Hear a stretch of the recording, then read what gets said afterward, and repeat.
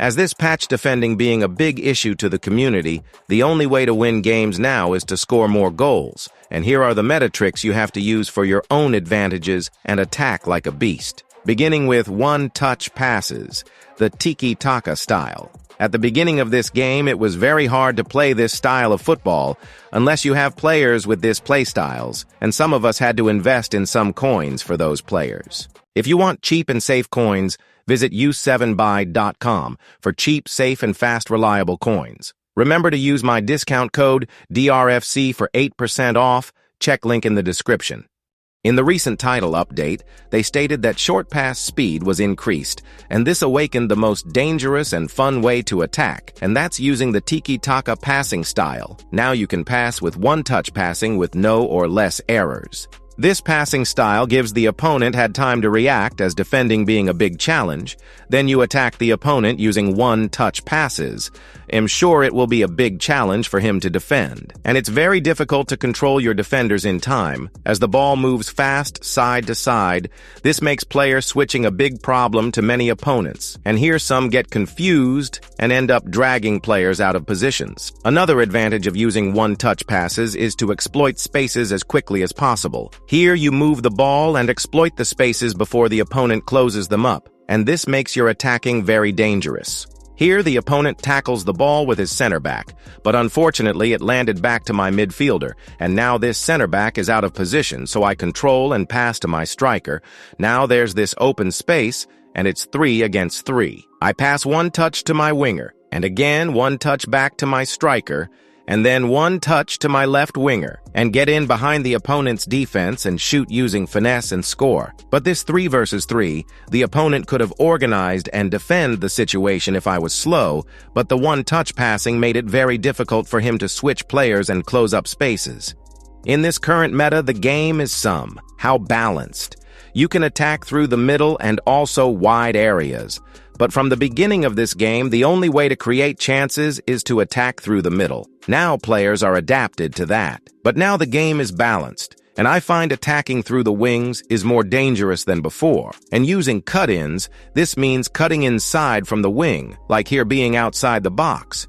If you get that opening of any pass inside the box, don't hesitate. You have to take it because it's the effective way to create chances and score many goals. It's the same pattern every time you get yourself in that position. You see that pass inside. Take it immediately. Then this pattern will automatically create itself. These extra passes will be available, and they are very difficult to defend. It's always a lineup of 3 players, even if it's 2 can work, and there's no any chance for the opponent to defend this situation. And also, using the ball roll and pass makes it easy to cut inside. It opens up the passing angle to that option inside the box, though there are many ways you can use to cut inside, like using the nutmeg flare pass. And I think it's also effective in these scenarios to cut inside. Another meta is to join fullbacks in your attack. As I told you, wing play is back. So to use it effectively, you have to join your fullbacks in your build-up. How can we do this? First of all, I don't recommend you using wingbacks roles. It's okay if you want it, but me, I don't use it. I prefer fullback and defend roles. Here, my fullbacks will join the attack where necessary, but sometimes when they don't, and that's why you have to trigger them manually. One, by using the give-and-go technique, using the L1 pass, and your fullback passes the ball and sprint forward. But it's better when he's sprinting forward, though the wide area not in the middle, so keep note of that. Then the L1 trigger, aiming the left analog towards that fullback, and tap on the L1. Still, you have to do it when he's on the wide area, not in the middle. This attacking trick of joining the fullbacks, it creates the 2v1 situation where the opponent faces your fullback and your winger. This creates a difficult situation for him to defend, and his decision-making here matters a lot. Joining the fullback makes your wing play effective, as it creates space and options, where the opponent has to track the fullback's run, or if he doesn't, then you can take that pass and exploit the spaces in behind, and even if he tracks that run, still you can decide to ignore it and attack through the middle and pass to your strikers. Like this example, I trigger my fullback to get forward, but since the opponent was moving his player towards that side, I don't risk because I'm building up. I ignore that option for a moment and pass to my midfielder, but still am tracking that pass. Then I pass to my winger, still buying time for this fullback to cover up some ground. Then here the opponent is tracking that run, but my fullback was sprinting too fast, which made the pass available even though the opponent is tracking it. So I open up the angle and squeeze it through and get in behind. And just like that, the opponent's fullback is displaced. So I get in behind and utilize the opportunity to score. Through passes are the meta of FC25 now, though they have been effective before the title update, but right now it's very difficult to stop these passes because attackers are more faster than defenders, making them a big challenge to stop. The triangle pass is the best pass right now. Here are some tips to take effective through passes. Always try to position your player in an open angle, and that's positioning your player diagonal. Here you can manually direct the ball towards any angle, the inside and the outside. It depends on the situation. Next is to understand that these passes are semi-assisted, which means the aiming is somehow manual, and also the power. This is a big advantage because you can direct the ball to any direction you think it's effective. For example here, my player is sprinting forward and the opponent is tracking that run. As you see here in the controller, I'm aiming my through pass towards this space.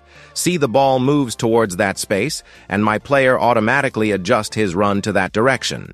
Then the timing sometimes is also crucial, as you have to release the ball when your player is about to reach the opponent's last man of the defense or defense line. Here he can easily get in behind without taking unnecessary touches. Then the last trick is somehow advanced. But for me, it's my best, and that's fake change of option. When you trigger your player to sprint forward for that through pass, you pretend like you're turning away from that option, then you turn back. This kills the opponent's timing, as when the opponent is tracking that pass. But when he observe and see that you're no longer positioning your player towards that pass, he will also move his attention away, and that's when you turn back and take that pass. Pass back and forth is a simple trick, but it's very effective and it works for me a lot of times. This technique, I even see pro players using it, and it's very difficult to see it coming because no one is giving attention to it.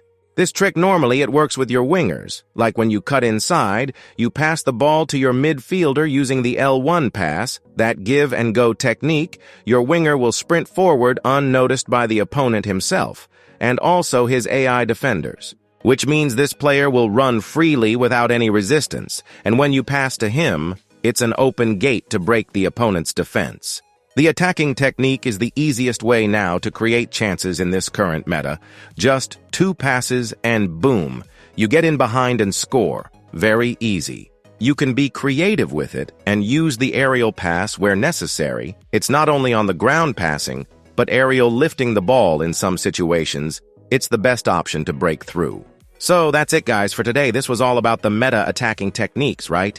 But we are soon uploading the meta tricks and moves on the second channel, so hit that like button and we see each other in the next one.